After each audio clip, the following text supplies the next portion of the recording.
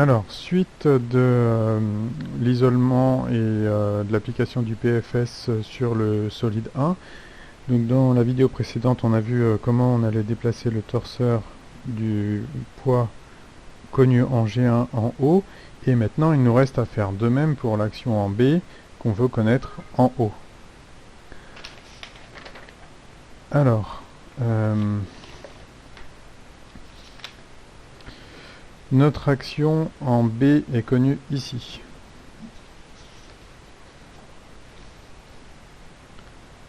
Donc j'écris le torseur de 2 sur 1 de B en haut égale B de 1, ça ne change pas. Et ici, je vais avoir OB vectoriel B de 2 sur 1. C'est toujours la relation de Varignon.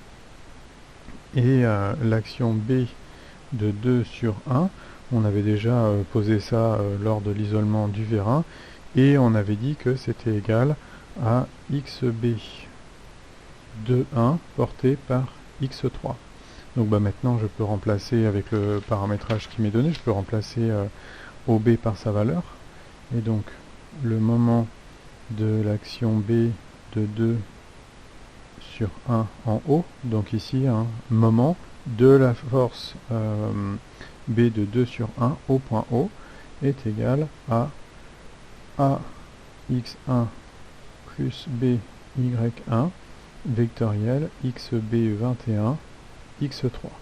Donc là encore, j'aurai besoin de mes vues géométrales, enfin de ma vue géométrale, celle qui est ici, et je développe. Donc je vais avoir le moment en haut de B de 2 sur 1 qui est égal à XB de 1 X1 vectoriel X3 plus B XB de 1 Y1 vectoriel X3. Alors, X1 vectoriel X3.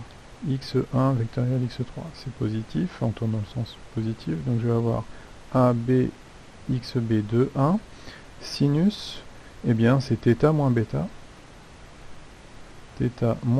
et c'est porté par Z0, le vecteur perpendiculaire au plan défini par les deux vecteurs. Plus B XB de 1, Y1 vectoriel X3. Donc cette fois-ci, je vais avoir un signe moins. Donc, moins 1, sinus de, bien l'angle contre les deux, entre Y1 et X3, c'est tout simplement pi sur 2 moins, θ moins bêta. Et tout ça, c'est porté par Z0. L'action de l'eau, on en a déjà parlé pas mal de fois. L'action de l'eau au point O, elle est connue et elle a un moment qui est nul. La liaison en haut, avec l'hypothèse qu'on a faite, c'est que ici on était dans un problème plan, donc ces composantes de moment ne nous intéressaient pas, et la seule composante suivant Z0 est nulle. Donc quand je vais écrire maintenant la deuxième équation du PFS, celle-ci, somme des moments au point O des actions extérieures sur 1 égale le moment nul, ça va se ramener à une équation portée par Z0 que je peux écrire ici en récupérant tous les termes qui sont là. Donc je vais avoir somme des moments extérieurs au point O sur 1 scalaire Z0 qui est égal à CM1G avec un signe moins devant,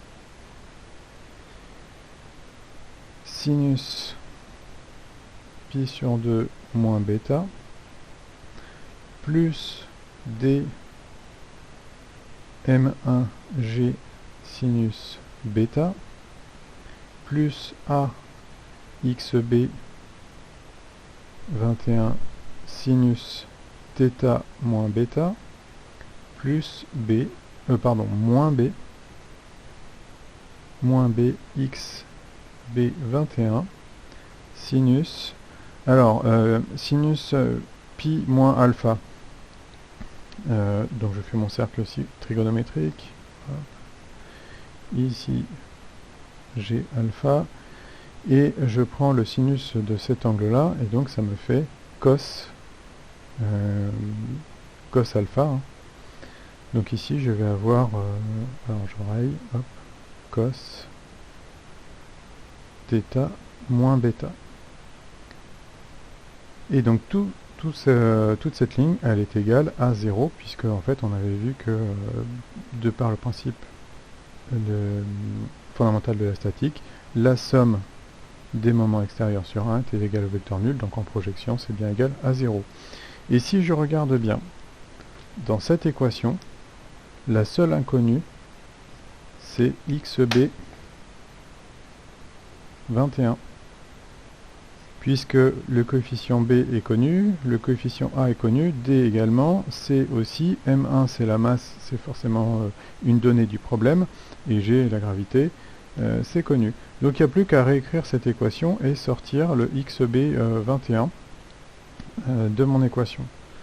Donc si je réécris, 0 est égal à moins cm1g cos bêta plus dm1 sinus bêta plus a xb 21 sinus θ moins bêta moins b xb 21 cos θ moins bêta. Alors, je factorise par xb21, je passe tout ça de l'autre côté, et donc je vais avoir c m1g cos bêta moins d1 m1 sinus bêta divisé par a sinus θ moins bêta moins b cos θ moins bêta, et ça c'est égal à xb 21, ce que je cherche. Alors petite réflexion, est-ce que c'est bien homogène à une force? C c'est une longueur, M1G c'est une force, cos bêta sans dimension. Et bien ici je m'aperçois que dm1 c'est pas homogène à une force, il me manque le G que j'ai oublié de recopier ici. Et quand je divise ici le tout par une longueur, donc j'ai bien ici une force multipliée par une longueur, divisée par une longueur, donc xb21 est bien homogène à une force. Alors comment on peut voir ce problème? Là ici, j'ai fait un petit dispositif de vanne, alors vous le verrez mieux comme ça. Ici, il est susceptible de pivoter, alors il y a pas mal de frottement dans ma liaison pivot, où ma charge n'est pas assez importante. Allez, je la déplace pour augmenter son bras de levier. Eh bien, ce que l'on a cherché à faire, c'est trouver l'action que je vais mettre ici, donc juste cette action, pour compenser le poids, enfin le moment du poids du crayon qui s'appliquerait ici sur l'axe que vous avez ici, l'axe de la liaison pivot, qui serait haut dans notre problème. Donc pour connaître cette action, pour connaître la valeur de cette action ici, il faut quand même que je connaisse sa direction. C'est ce qu'on avait obtenu quand on avait mis, quand on avait isolé le vérin et qu'on avait traduit sa condition d'équilibre. Donc voilà pour cette équation. Je vous donnerai dans le corrigé papier, enfin le numérique, je vous donnerai les valeurs. Et on suppose ça connu, et maintenant on va s'intéresser à l'équilibre de la tige du vérin pour déterminer la pression à l'intérieur de la chambre.